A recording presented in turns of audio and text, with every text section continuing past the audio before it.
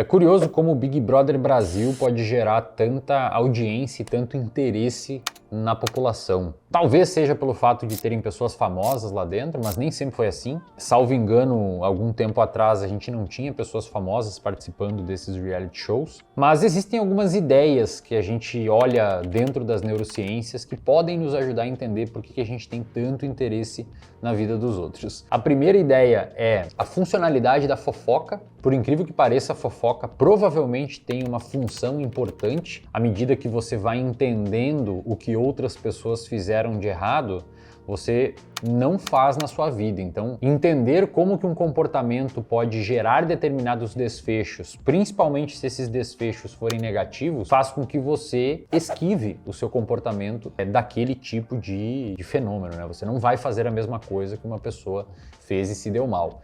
Então, ficar olhando o que os outros estão fazendo na casa, talvez tenha ali alguma relação com a importância de, com um ciclo de amigos eu não devo fazer isso porque isso pode me prejudicar. Um outro fenômeno interessante é que, e aí a gente pode ir para as raízes da sociologia, um dos mais aclamados clássicos da sociologia brasileira, publicado na década de 30, salvo engano, pelo Sérgio Buarque de Holanda, a gente tem uma questão quente, né? O povo brasileiro é um povo, um homem cordial na figura do Holanda, né? Ele cita o homem cordial, não é necessariamente aquela pessoa gentil, mas é aquela pessoa que ela não opera necessariamente num nível impessoal. A gente é mais quente, a gente é mais próximo. E aí o porquê disso vai desde razões geográficas até razões de colonização do século XVI, XVII e XVIII. Não vem ao caso falar exatamente sobre isso, mas essa impessoalidade do brasileiro, essa falta de impessoalidade do brasileiro,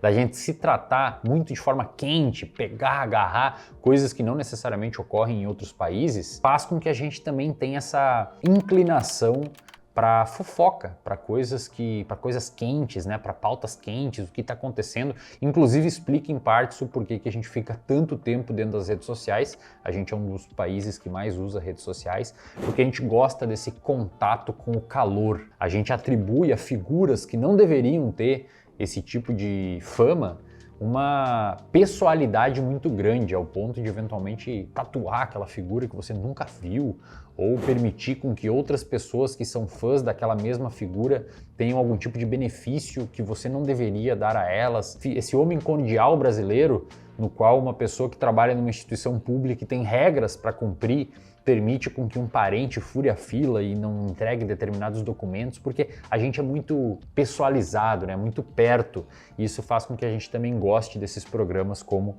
o Big Brother Brasil. Há também aquela questão de senso de justiça. A gente sabe hoje que até primatas não humanos, como chimpanzés, mas crianças acima de 6 anos gostam de ver pessoas sendo punidas quando essas pessoas merecem. Saiu um paper na Nature Communication ou na Nature Behavior, não lembro exatamente qual das revistas, eu li ano passado esse artigo, mostrando que se você faz um experimento muito simples com uma criança acima de 6 anos, se você faz abaixo de 6 anos isso não acontece.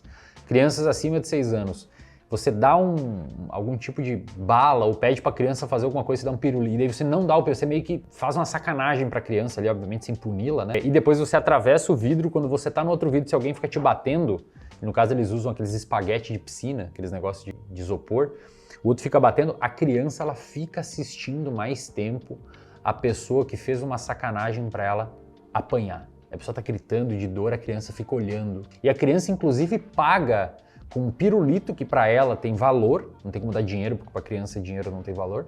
Então você dá alguma coisa que tem valor como pirulito, ela paga para passar uma portinha e continuar assistindo aquela pessoa apanhando. O senso de justiça em nós, e aí não só brasileiros, mas os humanos, os primatas em gerais, porque isso também acontece com chimpanzé, só que no caso do chimpanzé você não dá pirulito, porque pirulito não vale nada para ele.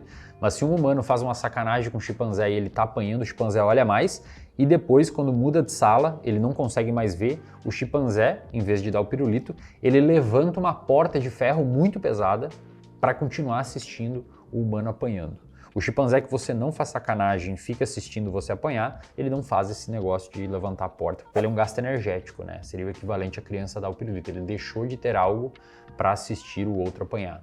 Então veja que a gente tem essa questão de saber, será que o fulano de tal que fez aquela bobagem, ele está sendo punido, ele está sendo machucado lá dentro moralmente ou pelo grupo dele?